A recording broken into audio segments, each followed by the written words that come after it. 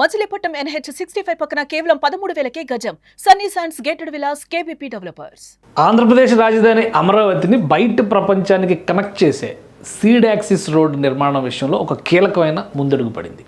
అదేంటి? ఎందుకంటే seed axis road దాదాపు 19 కిలోమీటర్ల మేర 6 వరుసల రహదారిగా అటు ఇటు సబ్ ఆర్టీరియల్ రోడ్స్తో సహా నిర్మించినప్పటికీ మెయిన్ రోడ్డుకి అంటే నేషనల్ హైవేకి కనెక్ట్ చేయడంలో మాత్రం తీవ్రమైన జాప్యం జరిగింది. వాస్తవానికి సీడ్ యాక్సిస్ రోడ్ 2018లోనే కంప్లీట్ అయింది. కానీ మధ్యలో భూ సమీకరణ విషయంలో తలెత్తినటువంటి వివాదాలు ఇప్పటిదాకా అమరావతిని బయట ప్రపంచంతో కనెక్ట్ కానియకుండా చేసినటువంటి పరిస్థితి ఉంది.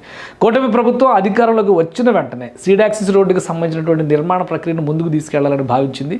కానీ భూములు ఇవ్వాల్సినటువంటి రైతుల నుంచి ఇప్పటి వరకు చర్చల రూపంలోనే ఈ పరంపర కొనసాగుతోంది. ఈ నేపథ్యంలో ఒక కీలకమైన డెసిషన్ రాష్ట్ర ప్రభుత్వం తీసుకుంది. దానికి అనుగుణంగా CRDA టెండర్స్ కూడా ఫ్లోట్ చేసింది. 6 నెలల్లో కీలకమైనటువంటి ఈ మార్గంలో ఒక స్క్రూ బ్రిడ్జ్ నిర్మాణానికి సంబంధించినటువంటి టెండర్స్ని ఫ్లోట్ చేసింది ఆంధ్రప్రదేశ్ ప్రభుత్వం. దానికి సంబంధించినటువంటి వివరాలు ఒకసారి మనం చూద్దాం. సీడ్ యాక్సిస్ రోడ్డు దొండపాడు నుంచి ఉండవల్లి వరకు నిర్మించేటువంటి E3 రోడ్. ఇది E3 అంటారంటే నంబర్స్ విషయంలో అమరావతి మాస్టర్ ప్లాన్లో ఉన్నటువంటి రోడ్స్. అంటే ప్రతి రోడ్డు కూడా ఇట్లా మాస్టర్ ప్లాన్లో డిజైన్ చేశారు. ఇటు నార్త్ నుంచి ఇటు సౌత్ నుంచి నార్త్కి వెళ్ళేటువంటి రోడ్స్ అన్నీ కూడా N1 N2 N3 అని చెప్పని నంబరింగ్ ఇచ్చారు. ఇక ఇటు వెస్ట్ నుంచి ఈస్ట్కి వెళ్ళేటువంటి ప్రతి రోడ్డుకి కూడా E1 E2 E3 అని చెప్పని నంబరింగ్ ఇచ్చారు. అట్లా 15 20 మొత్తం కలిపి 40 రోడ్లు ఉన్నాయి. 38 ప్రధానమైన రహదారులు ఉన్నాయి. ఇంటర్నల్ రోడ్స్ మళ్ళీ వేరేగా ఉన్నాయి. సో అందులో కీలకమైంది ఇక్కడ కనిపిస్తుంది, ఈ పెద్ద రహదారి కనిపిస్తుంది. దీన్ని E3 రోడ్ అంటారు అనమాట. సో ఈ E3 రోడ్డు నేరుగా నేషనల్ హైవే వరకు కనెక్ట్ కావాల్సినటువంటి అవసరం ఉంది.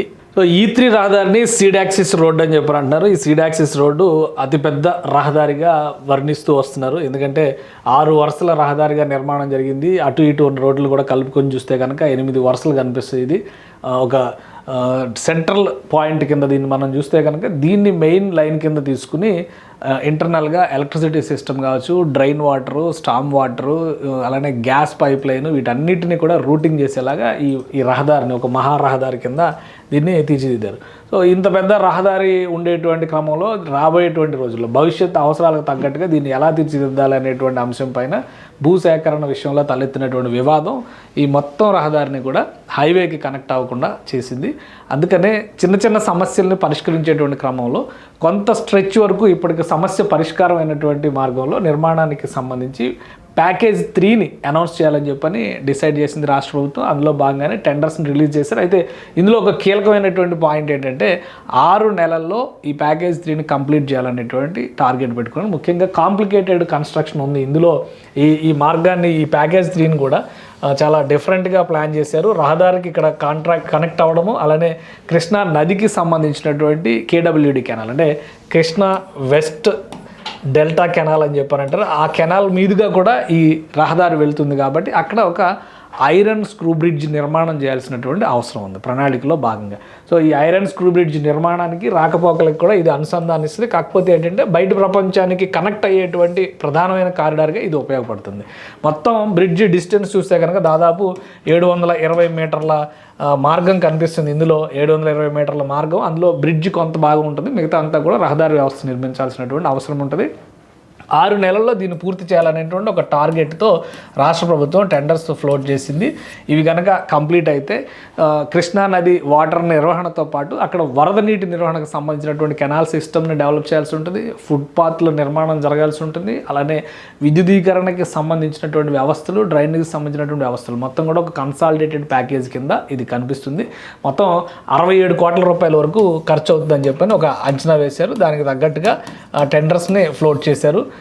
ఒక 15 రోజుల్లో ఎవరు ఫైనాన్షియల్ బిడ్డింగ్ కూడా జరుగుతుంది. ఫైనల్గా ఎవరికి ఈ కాంట్రాక్ట్ కేటాయిస్తారనేది తేలుతుంది. అంటే 6 నెలల సమయం అనేది చాలా తక్కువ సమయం కింద మనం చూడాలి. ఒకవేళ గ్రేస్ పీరియడ్ ఇంకో 3 నెలల సమయం చూసినా కానీ 9 నెలల్లో ఈ ఇంటర్ కనెక్టివిటీ బ్రిడ్జ్తో సహా సీడ్ యాక్సిస్ రోడ్ని బయట ప్రపంచానికి కలిపేటువంటి మార్గం కంప్లీట్గా రెడీ అయ్యేందుకు అవకాశం ఉంటుంది.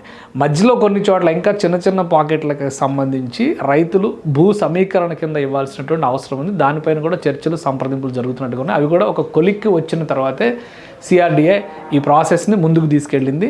సో బయట ప్రపంచానికి అమరావతి మహానగరాన్ని కనెక్ట్ చేసేటువంటి ఇప్పటివరకు కరకట్ట రోడ్డు మీద వెళ్లాల్సినటువంటి పరిస్థితి ఉంది కదా, ఇది కనుక కంప్లీట్ అయితే నేరుగా ఈ మహారహదారి గుండానే అమరావతిలోకి వెళ్ళేటువంటి వెసులుబాటు వస్తుంది. ఇదొక బిగ్గెస్ట్ అచీవ్మెంట్ కింద చూడాల్సి ఉంటుంది. ఇంతకాలం ఆగిపోయినటువంటిది దాదాపు 6 సంవత్సరాలుగా పరిష్కారం కానిది ఈ ఏడాది కూడా కలుపుకొని చూస్తే 7 సంవత్సరాలుగా పరిష్కారం కానటువంటి అంశం ఒక కొలిక్కి వచ్చినట్టుగా భావించాలి.